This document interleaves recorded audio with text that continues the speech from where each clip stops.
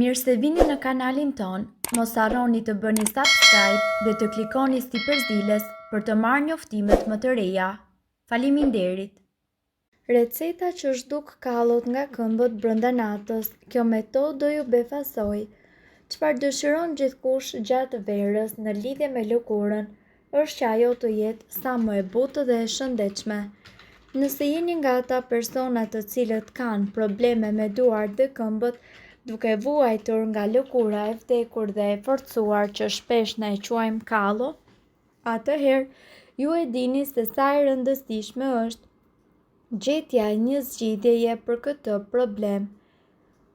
Të qëndroni të hidratuar është sigurisht hapi i parë drejt një lëkure mjaft të shëndetshme dhe kjo vlen edhe për heqjen e kallove.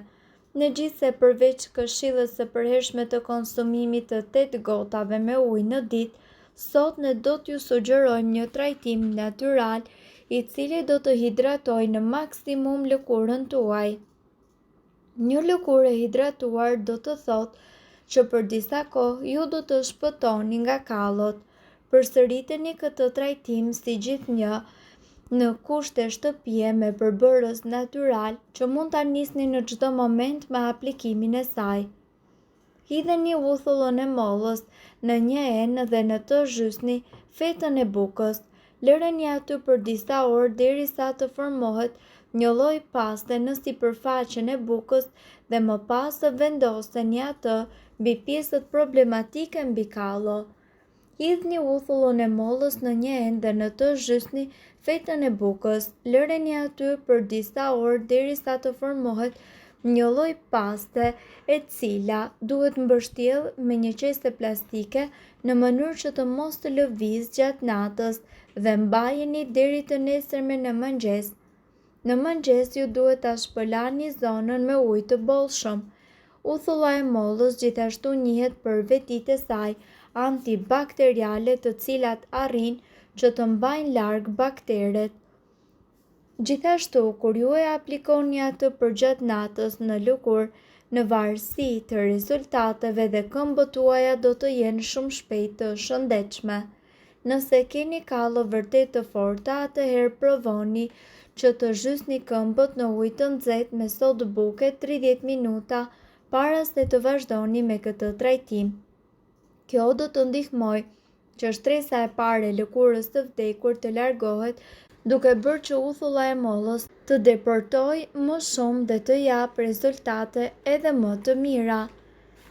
Pas një dimri të gjatë dhe të ftohtë, ne po i gëzohemi verës dhe temperaturave të saj, ndoshta jo dhe aq shumë temperaturave të nxehta të cilat duket se po na marrin frymën, por i pari që i gëzohet kësaj stine pa diskutim është trupi, pasi më në fund mund t'i lejoni vetes veshje dhe këpucë më të lehta, dhe duke u ndalur tek këpucët është mos e zakonshme që në këtë periudhë të vitit ju të hiqni dorë nga këpucët dhe çizmet e rënda dhe t'i zëvendësoni me sandale apo shapka me gisht.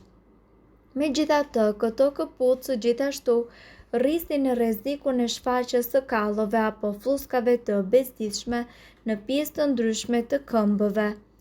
Gjithashtu, sipas ekspertëve, kallot janë pjesë të trasha, të forta lëkure të vdekur dhe njëkohësisht me ngjyrë gri.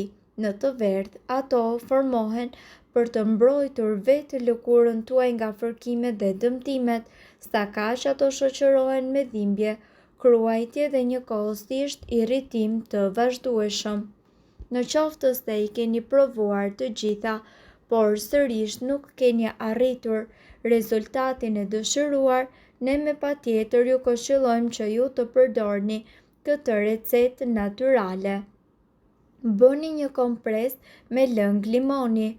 Sipas informacioneve, lëngu i limonit së bashku me xhelin e aloe verës dhe uthullën e bardhë të rrushit, në qoftë se bashkohen në një produkt të vetëm, ato do të mund të trajtojnë kallot. Aplikoni në zonën ku ju keni kallo duke i mbuluar me fash apo garzë pambuku sterile. Këta përbërës kanë veti antiinflamatore dhe antibakteriale të cilat luftojnë kallot dhe njëkohësisht nisin shërimin e plotë të tyre. maska me cipën e membranës së vezës.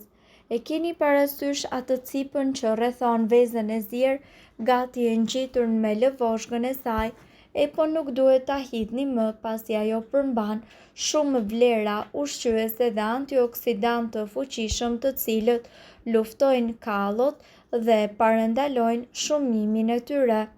Trajtimi me sodë buke. Mos besoni kur ju thonë se soda e bukës duhet përdorur vetëm në kuzhinë.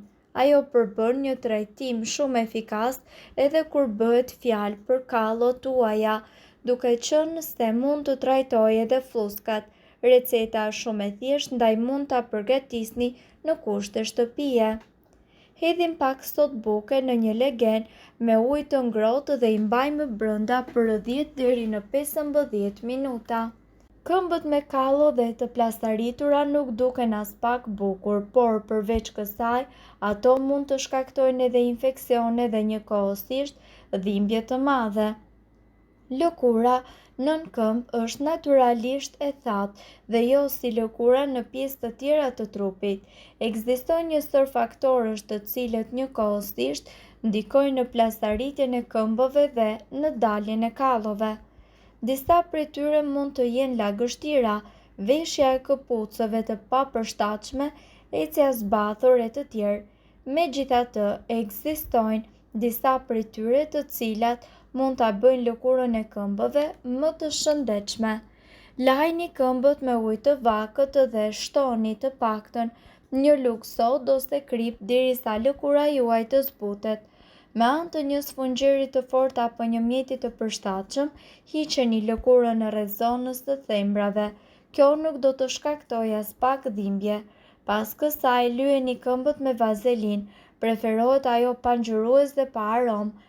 Më pas vishni çorape pambuku dhe përsëriteni çdo ditë këtë mënyrë. Sipas ekspertëve, ju mund të trajtoni kallot në këmbë edhe fal papajës.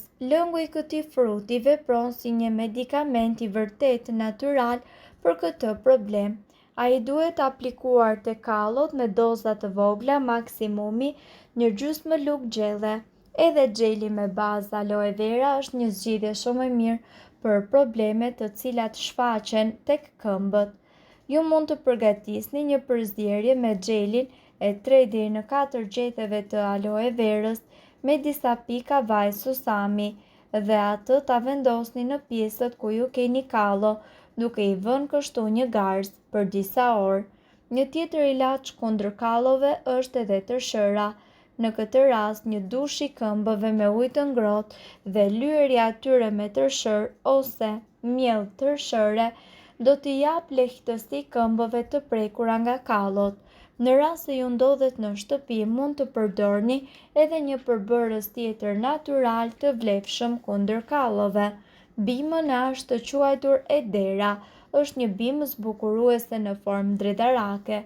Gjethet e kësaj bime duhen lënë 12 orë në uthull, më pas duhen vënë mbi kallot, të cilat duhet i lidhni me një fashë të shtrënguar mirë për disa orë. Ndërkohë, duhet të dini, një ndër mënyrat edhe më të thjeshta është trajtimi i tyre me krip. Merrni një enë me ujë të ngrohtë dhe në të hidhni një grusht krip. Përdorni kripën Epsom, e cila ka efekte edhe më të mëdha. Futeni këmbët në legenin me ujë për 10 minuta dhe më pas merrni një lim për këmbë dhe me të fërkoni pjesën e kallove duke formuar lëvizje rrethore për disa minuta. Mirë po duhet të dini, informacionet në këtë video kanë për qëllim të plotësojnë dhe të mos të zëvendësojnë këshillat e mjekut tuaj dhe nuk kanë për qëllim të mbulojnë të gjitha përdorimet e mundshme, masat paraprake, ndërveprimet ose efektet negative.